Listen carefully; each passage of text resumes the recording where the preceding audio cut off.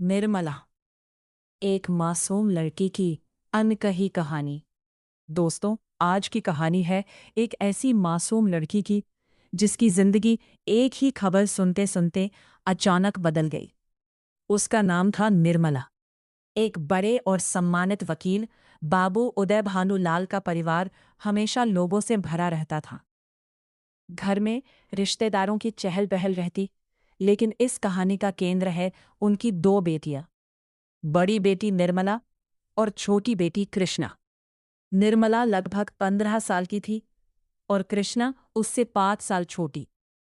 दोनों बहनें हर समय साथ रहती, कभी गुड़ियों की शादी रचाती, कभी छत पर खेलती, तो कभी बगीचे में घूमने निकल जाती। घर के काम से दोनों बचती और माँ की आवाज़ सुनकर छिप जाया करती। उनके लिए पूरी दुनिया बस खेल, हंसी और शरारतों से भरी थी। लेकिन एक दिन सब कुछ बदल गया। घर में खबर आई कि निर्मला का रिश्ता तय हो गया है।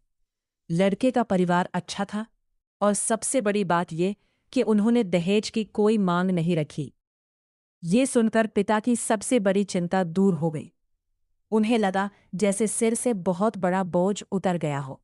लेकिन जिस खबर से पूरा परिवार खुश था, वही खबर निर्मला के मन में डर बनकर उतर गई। अब वो पहले जैसी चंचल नहीं रही। उसकी हंसी कहीं खो गई। वो अकेले बैठी रहती, कम बोलती और हर समय किसी अनजाने डर में डूबी रहती। उसे समझ नहीं आ रहा था कि आखिर उसकी जिंदगी में क्या होने वाला है। उधर छोटी बहन कृष्णा इन सब बातों को पूरी तरह समझ नहीं पा रही थी। उसे बस इतना पता था कि घर में बाजे बजेंगे, मेहमान आएंगे, नई नई चीजें होंगी और उसकी दीदी दुल्हन बनेगी। लेकिन उसे ये समझ नहीं आता था कि शादी के बाद उसकी सबसे प्यारी दीदी उसे छोड़कर क्यों चली जाएगी। एक शाम निर्मला अकेली छत पर बैठी आसमान को देख रही थी। तभी कृष्णा उसे ढूंढते हुए वहां पहुंची। उसने मुस्कुराकर कहा, दीदी चलो ना, बग्घी तैयार है, आज घूमने चलते हैं। निर्मला ने धीरे से जवाब दिया, आज मेरा मन नहीं है। कृष्णा हैरान रह गई। उसकी आंखें भर आई। दीदी, तुम मुझसे बात क्यों नहीं करती? पहले तो हम हर जगह साथ जाते थे। अगर तुम नहीं चलोगी तो मैं भी कहीं नहीं जाऊंगी। निर्मला ने प्यार से उसकी ओर देखा और बोली, जब मैं इस घर से चली जाऊंगी तब क्या करोगी?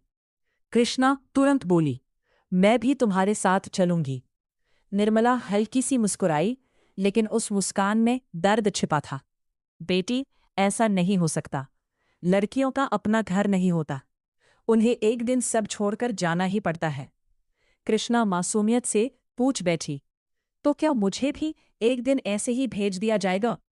निर्मला ने सिर झुकाकर कहा, हाँ, शायद।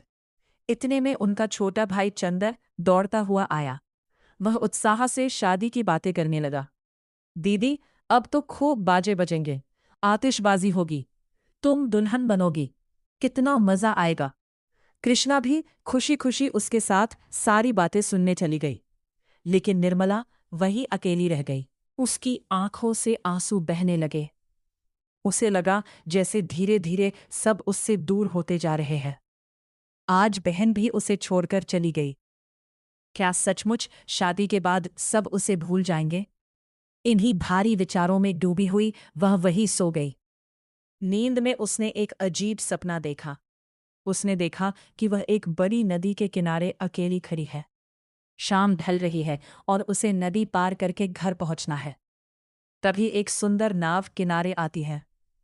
वह उसमें बैठना चाहती है, लेकिन नाविक कह देता है, इस नाव में तुम्हारे लिए जगह नहीं है। वह बहुत विनती करती है, रोती है, लेकिन नाव चली जाती है। तभी दूर से एक आवाज आती है, रुको, मैं तुम्हें दूसरी नाव से पार ले जाऊंगा। कुछ देर बाद एक टूटी फूटी पानी से भरी छोटी नाव उसके सामने आती है। उसे देखकर निर्मला डर जाती है। वह सोचती है, क्या इस नाव पर भरोसा किया जा सकता है? लेकिन उसके पास कोई और रास्ता भी नहीं था। वह हिम्मत करके उस नाव में बैठ जाती है। नाव धीरे धीरे आगे बढ़ती है, लेकिन हर पल उसमें और पानी भरने लगता है। नाविक और निर्मला दोनों मिलकर पानी बाहर निकालते हैं। फिर भी नाव डूबने लगती है। अचानक नाव गोल गोल घूमने लगती है। निर्मला डर के मारे किसी सहारे की तलाश में हाथ बढ़ाती है और तभी नाव उसके पैरों के नीचे से गायब हो जाती है। वो जोर से चीख पड़ती है और उसी चीख के साथ उसकी आंख खुल जाती।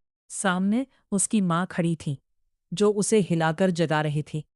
उसे समझ नहीं आ रहा था कि यह सिर्फ एक सपना था या उसकी आने वाली जिंदगी की कोई डरावनी आहट।